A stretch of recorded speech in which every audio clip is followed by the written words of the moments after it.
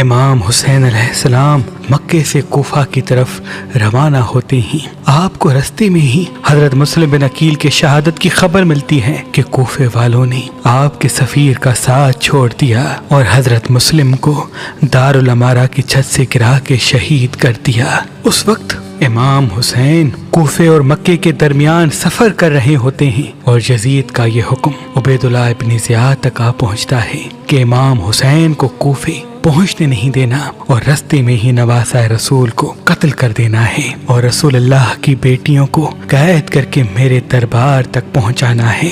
بس ابن زیاد فوج کو تیار کرتا ہے اور اس فوج کا سپہ سالار حر ابن رہائی کو بناتا ہے اور یہ کہتا ہے کہ جاؤ حسین کو ڈھونڈو، حسین کو کوفے پہنچنے نہیں دینا اور جہاں حسین ملے اس سے یزید کی بیعت لینا اور اگر بیعت سے انکار کرے تو اس کا سر کاٹ کے ان کی بیٹیوں اور بہنوں کو قیدی کر کے شام کی طرف لے کے جانا ہے۔ اور ہزاروں سپاہیوں کے ساتھ امام حسین کو صحرا میں ڈھونڈتا رہتا ہے، بس اتنی دیر میں دور سے دیکھے کہ امام حسین کا قافلہ آ رہا ہے۔ بس حر اور اس کے سپاہی دوڑتے ہوئے امام حسین کے قافلے کو چاروں طرف گھیر لیتے ہیں اور حضرت حر گھوڑے سے اتر کے امام حسین کے گھوڑے کی لگام کو پکڑتے ہیں۔ امام حسین یہ فرماتے ہیں، اے حر کیا چاہتے ہو کہ تیری ماں تیرے غم میں روئے؟ حضرت حر نظریں جھکا لیتے ہیں اور دست ادب سے کہتے ہیں، اے حسین تیری ماں کی عظمت بہت بڑی ہے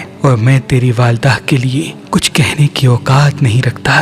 امام حسین مسکراتے ہیں اور جناب عباس سے کہتے ہیں، اے عباس حر کے ہونٹ خشک ہیں اور اس کے تمام سپاہی پیاسے ہیں، ان کے جانور بھی پیاسے لگ رہے ہیں، عباس اپنی مشق سے ان سب کو پانی پلا۔ جناب عباس حر اور ان کے ساتھیوں کو سپاہیوں کو پانی پلاتے ہیں، جیسے ہی پانی پی کے وہ بس کرتے ہیں تو باقی پانی ان کے جانوروں کو پلاتے ہیں۔ حضرت حر نے جیسے ہی امام حسین کا یہ اخلاق دیکھا تو آپ امام حسین کے پاس آ کے عرض کرنے لگتے ہیں، اے نواسہ رسول، یزید اور اس کے ساتھی آپ کو قتل کرنا چاہتے ہیں، میں آپ سے گزارش کرتا ہوں کہ آپ یہاں سے کہیں دور چلے جائیں۔ امام حسین حضرت حر کو دیکھ کے اپنے قافلے سے کہتے ہیں، چلو اس جگہ سے دور چلتے ہیں۔ بس جیسے ہی اس بات کا علم ابن زیاد کو ہوتا ہے کہ حر تو امام حسین کے ساتھ نرمی کر رہا ہے تو آپ عمر بن سعد کے ساتھ 80,000 کا لشکر بھیجتے ہیں اور یہ کہتے ہیں کہ حر آج سے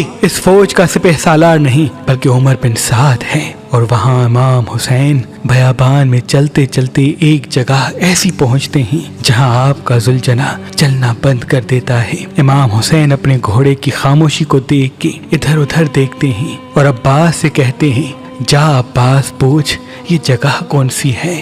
وہاں کے لوگ کہتے ہیں، اس ریگستان کا پرانا نام نینوا ہے۔ کوئی کہتا ہے کہ اس ریگستان میں کوئی بھی آج تک نہیں رک سکا کیونکہ یہ کرب کی زمین ہے اور اس کو کرب و بلا کہتے ہیں۔ جیسے ہی امام حسین نے کربلا سنا تو آپ فرمانے لگے، اس زمین کا جو مالک ہے اس کو بلایا جائے۔ آپ اس زمین کربلا کی منہ مانگی قیمت اس کو دیتے ہیں اور اس زمین کا نام جاگیر علی اکبر رکھتے ہیں اور اپنے ساتھیوں سے کہتے ہیں کہ اپنی اپنی سواریوں سے اتر جاؤ، ہمیں یہیں قیام کرنا ہے اور یہیں اپنے بچوں کو اور اپنی جانوں کو اللہ کے دین پہ قربان کرنا ہے۔ بس خیام لگائے جاتے ہیں۔ جناب عباس نہر فرات کے قریب تمام بیبیوں اور اہل بیت کے خیام لگاتے ہیں۔ ابھی تھوڑی ہی دیر ہوتی ہے کہ اتنی دیر میں عمر بن سعد 80,000 کا لشکر لے کے اسی کربلا آ پہنچتا ہے اور یہ کہتا ہے کہ اے حسین ہم آپ کو یہاں سے جانے نہیں دیں گے جب تک آپ یزید کی بیعت نہیں کرتے۔ امام حسین مسکرا کے فرماتے ہیں، اے عمر بن سعد تو جا کے اپنے یزید تک یہ پیغام پہنچا لے کہ ہزاروں حسین اللہ کے دین پہ قربان، وہ مجھے تو قتل کر سکتا ہے لیکن میرے خون کی ایک ایک بوند پھر بھی اللہ کے دین کی گواہی دیتی رہے گی۔ بس فوج امام حسین کے لشکر کو چاروں طرف سے گھیر لیتی ہے۔ 1 سے 2 دن گزرتے ہیں تو ابن زیاد یہ سوچتا ہے کہ اتنے دن ہو گئے حسین نے ابھی تک بیعت کیوں نہیں کی اور نہ ہی حسین کو شہید کیا گیا۔ شمر کہتا ہے، عمر بن سعد ہو سکتا ہے حسین کو قتل کرنے میں نرمی کرے تو مجھے بھی سپہ سالار بنا کے کربلا بھیج تاکہ اگر عمر بن سعد امام حسین کو قتل کرنے میں دیر کرے تو میں یہ کام انجام دے دوں۔ بس کوفے کے بچے ہوئے سپاہی شمر کے ساتھ ابن زیاد بھیجتا ہے اور یہ کہتا ہے اگر عمر بن سعد امام حسین کے ساتھ نرمی کرے تو اے شمر تو امام حسین اور اس کی اولاد کو قتل کرنا۔ بس جیسے ہی شمر کربلا تک آ پہنچتا ہے، عمر بن سعد کو دیکھے کہ وہ خاموش کھڑا ہے اور آل محمد کے خیام دریا پہ لگے ہوئے ہیں۔ شمر آ کے کہتا ہے جب تک پانی آل محمد کے ساتھ ہے یہ کبھی بیعت نہیں کریں گے اور ان کو کمزور کرنا ناممکن ہے۔ ان کے خیام دریا سے ہٹاتے ہیں۔ جب پیاس کی شدت ان کو تڑپائے گی، بھوک کی شدت ان کو پریشان کرے گی، تب یہ یزید کی بیعت کریں گے اور یہ کمزور پڑ جائیں گے اور ان کو شہید کرنا آسان ہوگا۔ بس تمام سپاہی اس بات پہ متفق ہوتے ہیں اور امام حسین تک یہ پیغام پہنچتا ہے۔ جناب عباس کو جلال آتا ہے اور آپ تلوار کو نیام سے نکال کے کہتے ہیں کہ کون ہے جس کی یہ ہمت کہ امام حسین کے خیام کو ہاتھ لگائے۔ امام حسین جناب عباس کے کاندھے پہ ہاتھ رکھ کے فرماتے ہیں اے عباس یہ صبر کا امتحان ہے، شجاعت کا نہیں۔ جاؤ اپنے ہاتھوں سے خیام کو یہاں سے نکالو۔ ہم دریا سے دور اپنے خیام لگاتے ہیں کیونکہ اگر ہم خیام ابھی نہیں نکالیں گے تو شاید دنیا یہ سمجھے کہ حسین نے پانی کے لیے جنگ کی۔ میں تمام مسلمانوں اور آنے والی نسلوں کے لیے یہ پیغام دینا چاہتا ہوں کہ میرا مقصد صرف اور صرف اسلام کو بچانا ہے۔ بس جناب عباس، علی اکبر اور دوسرے اصحاب خیام کو دریائے فرات کے کنارے سے نکالتے ہیں اور تھوڑے سے فاصلے پہ نصب کر دیتے ہیں۔ بس جیسے ہی 7 محرم کا سورج طلوع ہوتا ہے تو شمر و عمر بن سعد اپنے سپاہیوں کو یہ کہتے ہیں کہ حسین اور اس کے ساتھیوں کا پانی بند کر لو تاکہ ان کے بچے پیاس سے تڑپنے لگے۔ بس امام حسین کے خیام میں بچوں کے رونے کی آواز بلند ہوتی ہے، التش التش کی صدائیں بلند ہوتی ہیں۔ یہ التش کی صدائیں اس حر کے کانوں تک آ پہنچتی ہیں جس نے سب سے پہلے امام حسین کا راستہ روکا۔ وہ برداشت نہیں کر پاتا اور روتا رہتا ہے کہ یہ کتنے ظالم ہیں جو رسول اللہ کے بچوں کو پیاسا رکھ رہے ہیں۔ بس عمر بن سعد اور شمر کہتے ہیں کہ 9 محرم کو جنگ تمام کرتے ہیں اور امام حسین اور ان کے ساتھیوں کو قتل کر کے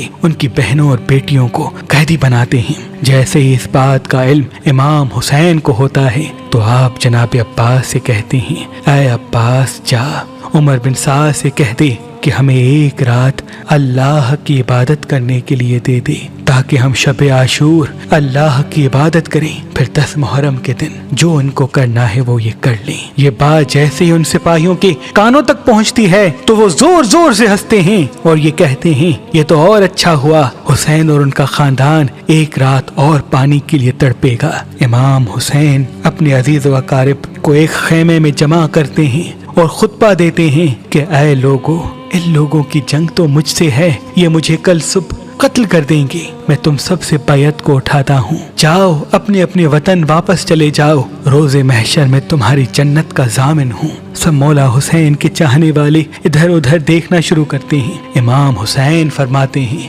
اے میرے ساتھیوں، شاید تمہیں آنکھوں کی شرم نے مارا ہے، عباس چراغ بجھاؤ تاکہ یہ اندھیرے میں چلے جائیں۔ جناب عباس جیسے ہی چراغ بجھاتے ہیں تو امام حسین تلواروں کی آواز سنتے ہیں۔ کچھ ہی دیر کے بعد جب امام حسین حکم فرماتے ہیں کہ اے عباس چراغ پھر سے جلاؤ، اب جیسے ہی چراغ جلتا ہے امام حسین کیا دیکھیں کہ تمام سپاہی اپنی آنکھوں سے آنسو بہا کے اپنی تلواروں کو گردن پہ رکھ کے کہتے ہیں کہ اے حسین کیسے ہو سکتا ہے ان ظالموں کے بیچ میں آپ کو تنہا چھوڑ کے چلے جائیں، اگر آج ہم چلے گئے تو روز محشر آپ کی والدہ بی بی فاطمہ الزہرا سلام اللہ علیہا کو کیا منہ دکھائیں گے۔ امام حسین اللہ کی دربار میں فریاد بلند کرتے ہیں کہ اے اللہ، جیسے میرے ساتھی ہیں ایسے ساتھی آج تک کسی کو نہ ملے، نہ میرے بابا کو ملے نہ میرے بھائی کو ملے۔ اور وہاں حضرت حر پوری رات روتا رہتا ہے کہ امام حسین کو کل شہید کیا جائے گا، میں جناب سیدہ کو کیا منہ دکھاؤں گا۔ بس جیسے ہی صبح کا سورج طلوع ہوتا ہے